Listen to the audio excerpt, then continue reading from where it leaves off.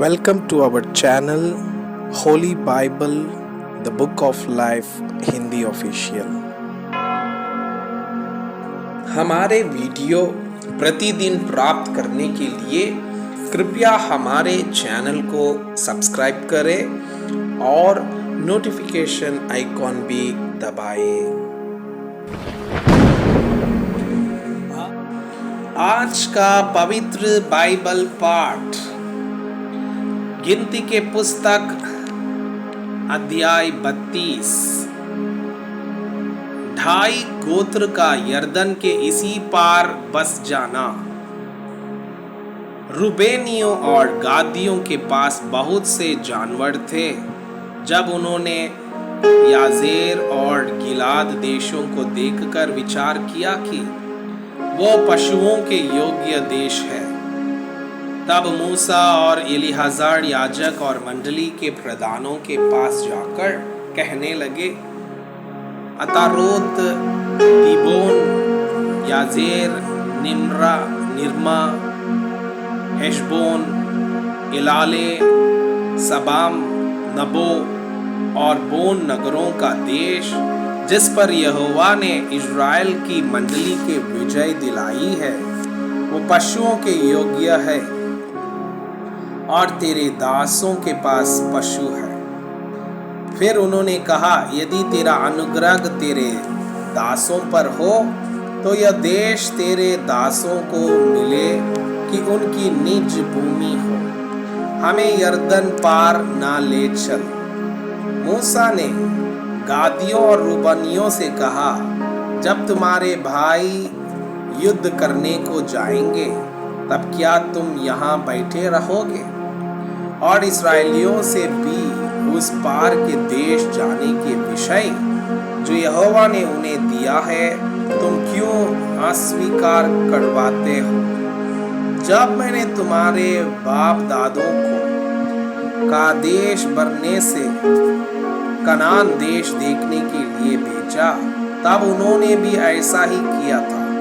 अर्थात जब उन्होंने यशकोल नामक घाटी तक पहुंचकर देश को देखा, तब इस्राएलियों से उस देश के विषय जो यहोवा ने उन्हें दिया था अस्वीकार करा दिया।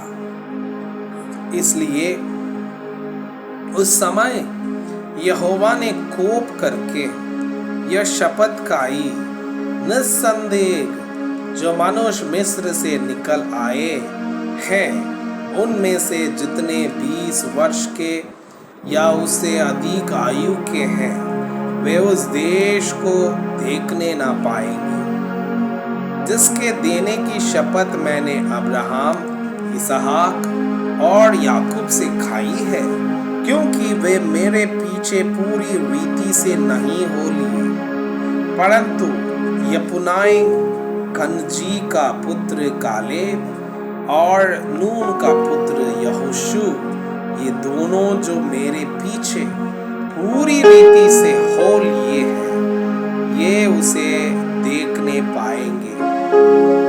अतः यहोवा का कोप इस्राएलियों पर भड़का, और जब तक उस पीढ़ी के सब लोगों का अंत न हुआ जिन्होंने यहोवा के प्रति बुरा किया था, तब तक अर्थात 40 वर्ष तक वो उन्हें जंगल में मारे मारे फिराता रहा। और सुनो, तुम लोग उन पापियों के बच्चे होकर इसीलिए अपने बाप दादों के स्थान पर प्रकट हुए हो कि इज़राइल के विरुद्ध यहोवा के भटके हुए कोप को और भी भटकाओ।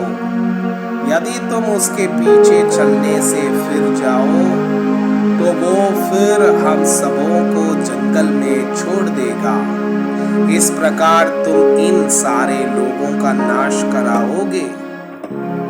तब उन्होंने मूसा के और निकट आकर कहा, हम अपने पशुओं के लिए यहीं भेड़शाला बनाएंगे और अपने बाल बच्चों के लिए यहीं नगर बसाएंगे, परंतु स्वयं इज़राइलियों के आगे आगे हथियार बांधता तब तक चलेंगे जब तक उनको उनके स्थान में न पहुंचा दें। परंतु हमारे बाल बच्चे इस देश के निवासियों के डर से गढ़ वाले नगरों में रहेंगे।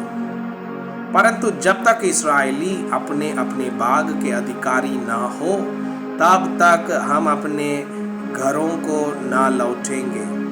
हम उनके साथ यरदन पार या कहीं आगे अपना बाग ना लेंगे, क्योंकि हमारा बाग यरदन के इसी पार पूर्व की ओर मिला है। तब मूसा ने उनसे कहा, यदि तुम ऐसा करो, अर्थात यदि तुम यहोवा के आगे आगे युद्ध करने को हथियार बांधो और हर एक हथियार बांध यरदन के पार तब तक चले जब तक यहोवा अपने आगे से अपने शत्रुओं को ना निकाले और देश यहोवा के वश में ना आए, तो उसके पीछे तुम यहाँ लौटोगे और यहोवा के और इस्राएल के विषय निर्दोष ठहरोगे। और यह देश यहोवा के प्रति तुम्हारी निज भूमि ठहरेगा। और यदि तुम ऐसा न करो तो यहोवा के विरुद्ध पापी ठहरोगे, और जान रखो कि तुमको तुम्हारा पाप लगेगा। तुम अपने बाल बच्चों के लिए नगर बसाओ और अपनी भेड़ बकरियों के लिए भेड़शाला बनाओ, और जो तुम्हारे मुंह से निकला है वही करो। तब गादियों और रूबनियों ने मूसा से कहा, अपने प्रभु की आज्ञा के अनुसार तेरे दास करेंगे। हमारे बाल बच्चे, स्त्रियां, भेड़ बकरी आदि सब पशु तो यहीं गिलाद के नगरों में रहेंगे, परंतु अपने प्रभु के कहे के अनुसार तेरे दास सबके सब युद्ध के लिए हथियार बांध यहोवा के आगे आगे लड़ने को पार जाएंगे। तब मूसा ने उनके विषय में एलीआजर याजक और नून के पुत्र यहोशू और इस्राएलियों के गोत्र के पितरों के घरानों के मुख्य मुख्य पुरुषों को यह आज्ञा दी कि यदि सब गादी और रूबेनी पुरुष युद्ध के लिए हथियार बांध तुम्हारे संग यरदन पार जाए और देश तुम्हारे वश में आ जाए, तो गिलाद देश उनकी निज भूमि होने को उन्हें देना। परंतु यदि वे तुम्हारे संग हथियार बांध पार न जाएं, तो उनकी निज भूमि तुम्हारे बीच कानान देश में ठहरे। तब गादी और रूबेनी बोल उठे, यहोवा ने जैसा तेरे दासों से कहलाया है वैसा ही हम करेंगे। हम हथियार बांध यहोवा के आगे आगे उस पार कनान देश में जाएंगे, परंतु हमारी निज भूमि यरदन के इसी पार रहे।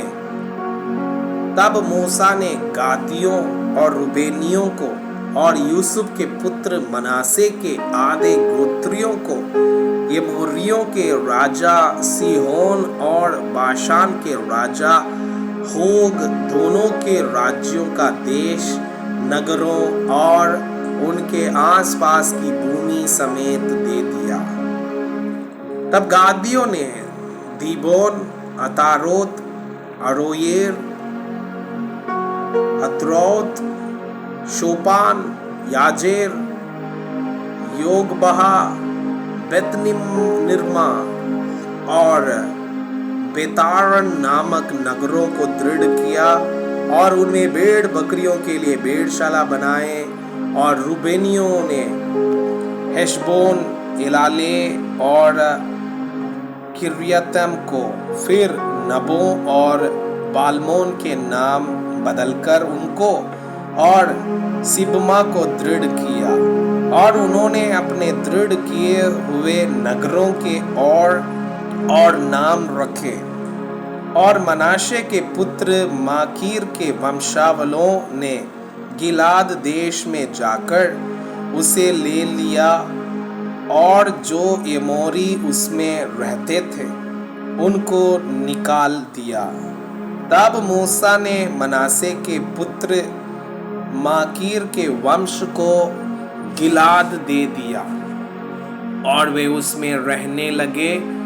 और मनाशे याईर ने जाकर गिलाद की गिनती बस्तियां ले ली और उनके नाम हवोत याईर रखे।